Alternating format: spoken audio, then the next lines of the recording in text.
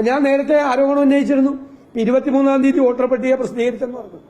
ഈ മാസം ആദ്യം വാരം തന്നെ പല സ്ഥലത്തും തദ്ദേശ സ്വയംഭരണ സെക്രട്ടറിമാർ CPM-കാർക്ക് ചോർത്തി കൊടുത്തു വോട്ടർ പട്ടിക. കേരളത്തിൽ ഇന്നുവരെ കേരളത്തിലെ ലോക്കൽ ബോഡി തെരഞ്ഞെടുപ്പ് ചരിത്രത്തിൽ ഉണ്ടാകാത്ത തരത്തിലുള്ള ക്രമക്കേടുകളാണ് ഇപ്പോൾ ഉണ്ടായിക്കൊണ്ടിരിക്കുന്നത്. അധികാരം ഉപയോഗിച്ചുകൊണ്ട് തെരഞ്ഞെടുപ്പിനെ അട്ടിമറിക്കാൻ വേണ്ടിയിട്ടുള്ള ശ്രമമാണ് നടത്തുന്നത്. ഇലക്ഷൻ കമ്മീഷൻ അതിന് കൂട്ടുനിൽക്കാണ്. ഞങ്ങൾ നേരിട്ട് കണ്ട് പരാതി കൊടുത്താണ് ഞാൻ തന്നെ UDF.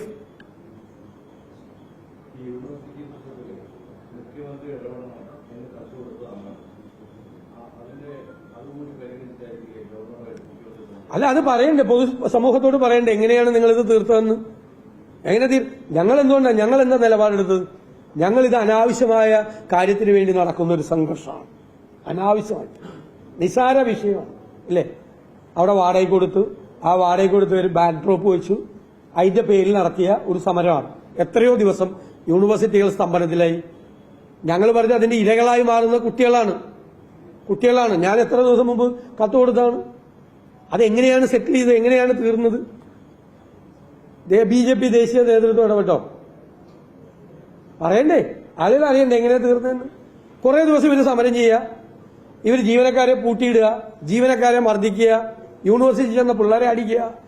ഇവിടെ പോലീസുകാർ അയ്യോ മോനെ ഒന്നും പറ്റില്ല എന്ന് പറഞ്ഞ് മതിലുമ്പോൾ ചാടാൻ പോകുന്ന ആളുകളെ പിടിച്ച് താഴെ ഇറക്കി വെക്കുക, ലാളിക്കുക, ഓമനിക്കുക പോലീസ്. ഈ നാടകമൊക്കെ കണ്ടതല്ലേ കേരളത്തിലെ ആളുകൾ മുഴുവൻ. എന്നിട്ട് എന്താണ് ഇത് അവസാനിക്കാൻ? കാരണം എങ്ങനെയാണ് ഇത് അവസാനിപ്പിച്ചത് അതറിയണ്ടേ? രാത്രി നടത്തിയ ചർച്ചകളുടെ ഭാഗമായിട്ടാണ് പിറ്റേ ദിവസം പോലെ സമരം വേണ്ടാന്ന് തീരുമാനിച്ചത്. അറിയണ്ടേ? പൊതുജനങ്ങളെ ഇങ്ങനെ വിഡ്ഢികളാക്കരുത്. ഇത് ആവർത്തിച്ചുകൊണ്ടിരിക്കുന്ന ഒരു തമാശ നാടകമാണെന്നാണ് ഞാൻ പറഞ്ഞത്. ഞാൻ നേരത്തെ പറഞ്ഞിട്ടുണ്ട് ഇതേ ആരോപണം.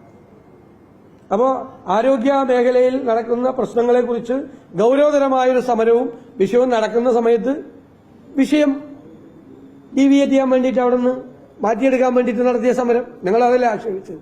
സമരാഭാസം.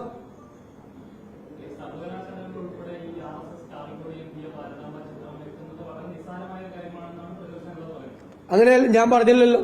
അല്ലല്ല, ഞാൻ അങ്ങനെയല്ലല്ലോ പറഞ്ഞത്. ഞാൻ ചോദിക്കട്ടെ, എന്തിനാണ് മതസംഘടനയ്ക്ക് വാടക കൊടുത്തത്? എന്തിനാ കൊടുത്തത്? കൊടുക്കാമോ? ആരാ കൊടുത്തത്? യൂണിവേഴ്സിറ്റി കൊടുത്തത് എന്തിനാ?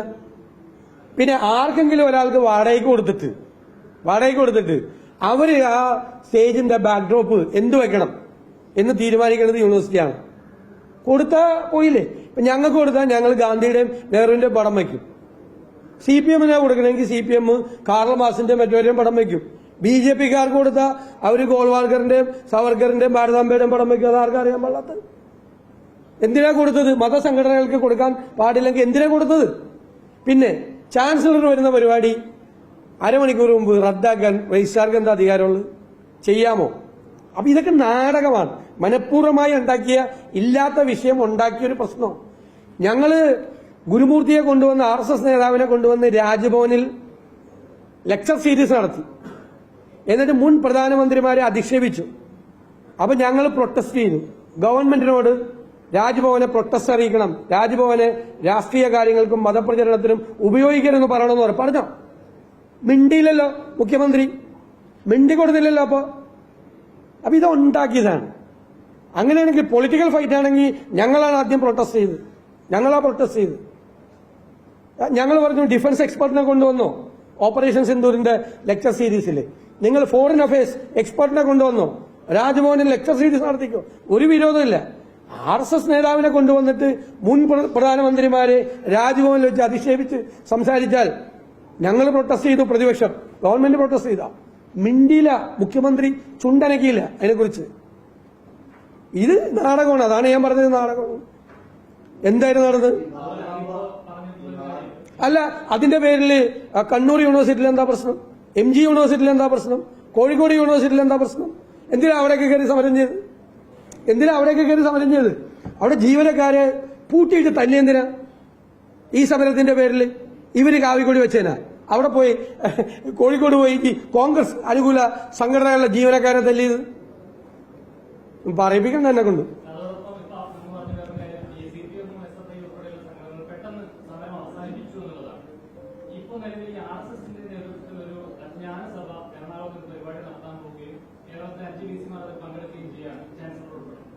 അതിനെതിരെ കോൺഗ്രസ് എന്തെങ്കിലും ഞങ്ങൾ പറഞ്ഞിട്ടുണ്ടല്ലോ, അതിൽ VC-മാര് പങ്കെടുക്കരുത് പറഞ്ഞിട്ടുണ്ടല്ലോ. അല്ല, അതോടൊപ്പം SFI ഇന്നും അതിനെതിരെ യൂണിവേഴ്സിറ്റിയിലേക്ക് മാർച്ച് നടത്തും. അല്ല, അത് യൂണിവേഴ്സിറ്റിയിലെ വൈസ് ചാൻസലർമാര് ഒരു പരിപാടിയിലും പങ്കെടുക്കാൻ പാടില്ല. രാഷ്ട്രീയ പരിപാടികളിൽ പങ്കെടുക്കാതിരിക്കുന്നതാണ് നല്ലത്. എല്ലാവരെയും വിളിക്കാറുണ്ടല്ലോ, എല്ലാവരും പോകണ്ടല്ലോ, എല്ലാ പരിപാടിക്കും പോകുന്നുണ്ടല്ലോ. എല്ലാ പരിപാടിക്കും ഇപ്പൊ CPM വൈസ് ചാൻസലർമാര് CPM-ന്റെ പരിപാടിക്ക് പോയില്ലേ?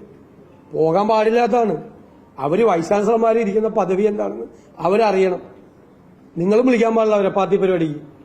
DYFIയുടെ പരിപാടിക്കും വിളിക്കാൻ പാടില്ല വൈസ് ചാൻസലർമാരെ. നിങ്ങൾ വിളിക്കുമ്പോഴും അവര് പോകാൻ പാടില്ല, നിങ്ങളുടെ വൈസ് ചാൻസലർ വരുമ്പോൾ.